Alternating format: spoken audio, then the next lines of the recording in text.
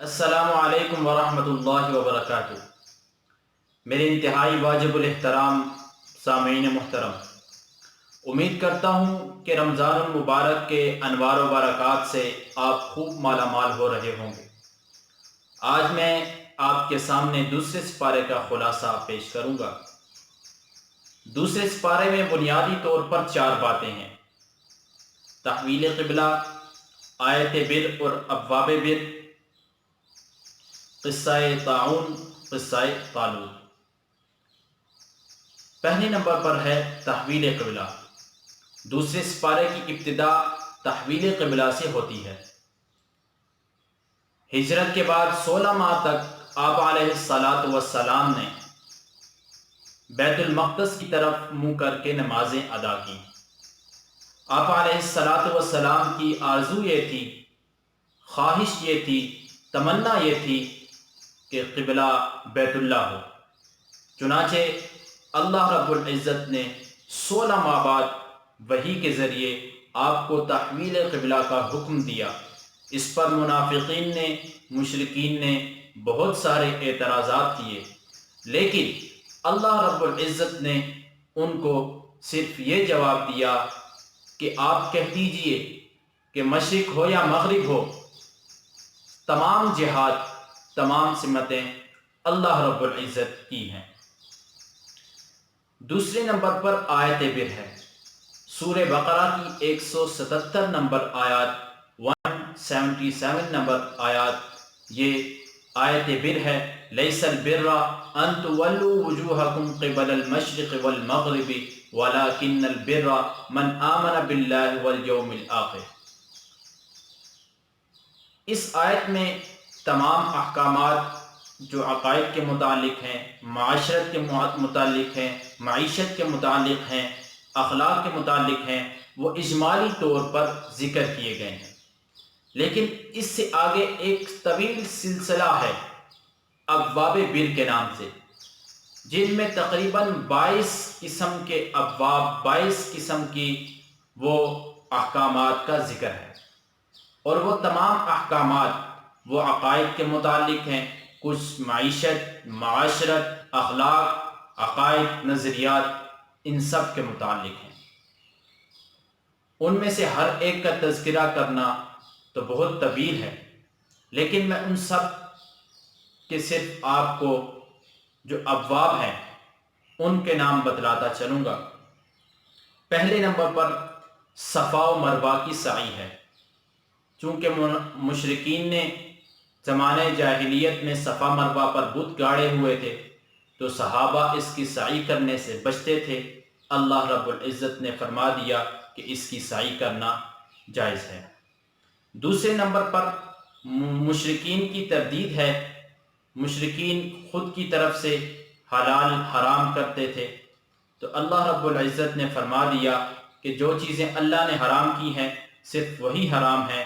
ان میں 4 چیزیں کا ذکر ہے، 4 چیزیں مذکور ہیں: مردار کا گوشت، خون، دم مسفوح، خنزیر کا گوشت، اور غیر اللہ کے نام پر جو چیز بانٹی جائے، ذبح کی جائے، یہ 4 چیزیں حرام ہیں۔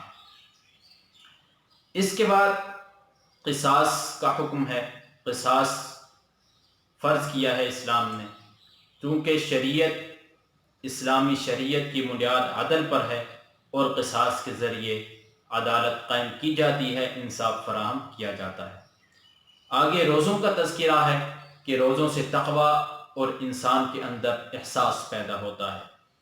اعتکاف کا تذکرہ ہے۔ حرام کمائی کا تذکرہ ہے کہ جو چیز باطل اور ناجائز طور سے، ناجائز طریقے سے کمائی گئی ہو، سود خوری، رشوت، ڈاکہ، چوری، ان راستوں کو اپنا کر کمائی گئی ہو تو وہ چیزیں حرام ہیں۔ آگے قمری تاریخ ہے۔ قمری مہینوں کو، قمری تاریخ کو اسلام میں اہمیت ہے۔ اسلام نے ان کو اہمیت دی ہے۔ آگے جہاد کا تذکرہ ہے۔ جہاد فرائض میں سے ایک فریضہ ہے، جس کا مقصد اعلاء کلمت اللہ ہوتا ہے۔ اسلام اور کفر کی ٹکر ازل سے ہے، ابد تک رہے گی، تو جہاد بھی ازل سے ہے اور ابد تک رہے گا۔ حج کا تذکرہ ہے، حج بھی اسلامی فرائض میں سے ایک فریضہ ہے، اس کے متعلق تمام احکامات کا تذکرہ ہے۔ انفاق فی سبیل اللہ، یعنی اصل یہ ہے کہ کہاں خرچ کیا ہے، اصل یہ نہیں کہ کتنا خرچ کیا، بلکہ اصل یہ ہے کہاں خرچ کیا، اصل اللہ رب العزت کے راستے میں خرچ کیا جائے۔ اس کے بعد ہجرت کا تذکرہ ہے، ہجرت کے احکامات ہیں۔ آگے شراب اور جوئے کا تذکرہ ہے کہ ان میں منافع بھی ہیں اور نقصان بھی ہیں، لیکن نقصان منافع سے زیادہ ہیں۔ اس میں اخلاقی، جسمانی اور ایسی خرابیاں ہیں، جبکہ شراب کو حدیث میں ام الخبائث کہا ہے۔ یہاں تک تو چیزیں تھیں اجتماعی زندگی کی، لیکن آگے پھر اسلام نے، قرآن نے خاندانی مسائل بیان کیے ہیں۔ خاندان ہی معاشرے کو بناتے ہیں، اور سب سے پہلے ازدواجی زندگی وہ خاندان بنانے کا سبب ہے۔ تو اسلام نے سب سے پہلے ازدواجی زندگی کا، قرآن نے سب سے پہلے ازدواجی زندگی کے مسائل بیان کیے ہیں کہ نکاح کن سے ہونا چاہیے۔ مشرکین مرد عورت سے نکاح کرنا ناجائز ہے، البتہ کتابیہ عورت سے نکاح تو کیا جا سکتا ہے، لیکن بہتر یہ ہے کہ مسلمان عورت سے نکاح کیا جائے۔ تو معلوم ہوا کہ اسلام نے ازدواجی زندگی کی بنیاد وہ خلق اور دین کو بتایا ہے، نہ کہ مال و دولت یا حسن کو بتایا ہے۔ اگلا ذکر ہے کہ حیض میں جماع کرنا۔ اس کے متعلق حکم ہے کہ حیض میں جماع کرنا ناجائز ہے۔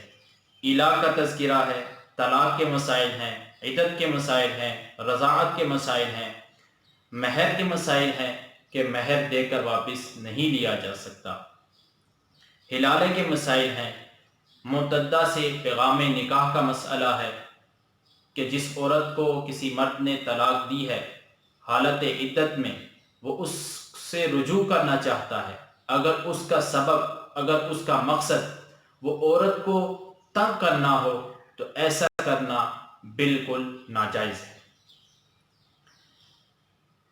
کیونکہ خاندان اور معاشرے کی اصلاح تو اپنی جگہ ہے،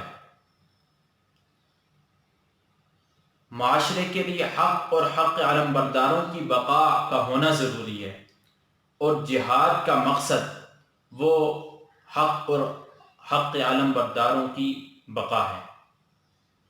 اسلام نے جہاد پر بہت زور دیا ہے، اور جہاد سے، موت کے خوف سے راہ فرار اختیار کرنے کی شدید مذمت بیان کی ہے۔ جہاں پر جہاد کا تذکرہ ہے، وہیں پر سابقہ امتوں کا تذکرہ ہے، ان کے قصے بیان کیے ہیں تاکہ یہ امت ان کے قصوں سے عبرت حاصل کر سکے۔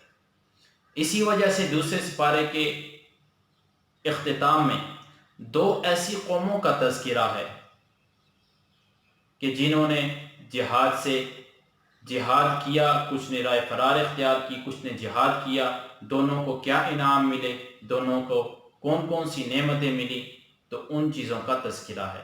اس میں سے ایک واقعہ قصہ طاعون ہے، دوسرا واقعہ قصہ طالوت ہے۔ قصہ طاعون، ایک قوم کے اوپر طاعون کی وبا آئی تو اس قوم نے موت کے خوف سے اس علاقے سے کوچ کیا، لیکن ان کو بہرحال کوچ کرنے کے باوجود موت آ گئی۔ معلوم یہ ہوا کہ موت کے خوف سے آپ کو راہ فرار اختیار نہیں کرنی چاہیے۔